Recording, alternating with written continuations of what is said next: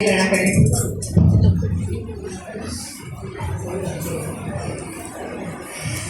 हो, तेजाने झळाळणारा सूर्यही संध्याकाळी समुद्राच्या मिठीत विरघळतो.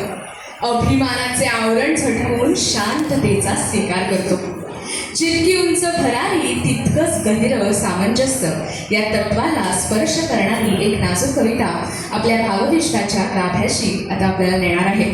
संपत्ती प्रतिष्ठा या पलीकडे जाऊन नात्यांमधील आदर विसर्जनाची शिकवण घेणाऱ्या या सुंदर प्रवासाची झलक आता आपण बघणार आहोत. मी आमंत्रित करते अदितीताई पटवर्धन यांना त्यांची कविता सादर करण्यासाठी. बुडणारा सूर्य.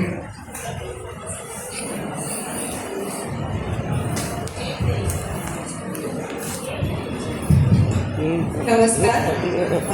व्यासपीठावरील सर्व माननीय आणि रसिक श्रोत्यांना वंदन करून मी माझी कविता सादर करते. कवितेचं शीर्षक आहे बुडणारा सूर्य. बुडणारा सूर्य पाहिलायस कधी?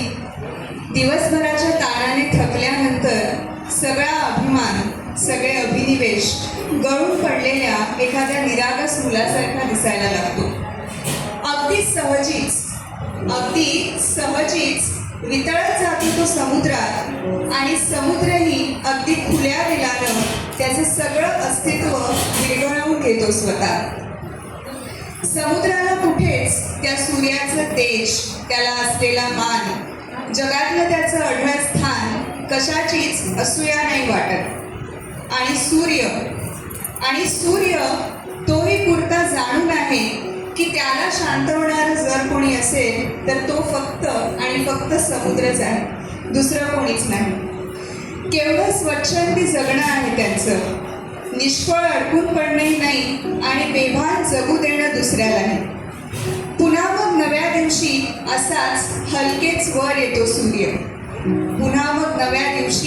असाच हलकेच वर येतो सूर्य. सगळ्या सृष्टीचा ताबा घ्यायला सज्ज असलेला, तेजस्वी, नव्यानेच ताजा तवाना झाल्यासारखा. आकाशात वर तळपणारा सूर्य आणि खाली मनमुराद खळाळणारा समुद्र. ते खुश आहेत दोघं, स्वतःतही आणि एकत्रही. त्याच्यातल्या या सामंजस्यावर आणि आदरावरच हा संसार अव्याहतपणे चालू आहे. आता प्रश्न फक्त तू माझ्यातल्या सूर्याला तुझ्यातल्या समुद्राशी कधी भेटवशील एवढाच आहे. धन्यवाद. वा, खूपच सुंदर. मी विनीताई कदम यांना विनंती करते की त्यांनी ताईंचा सत्कार करावा. अदितीताई पटवर्धन.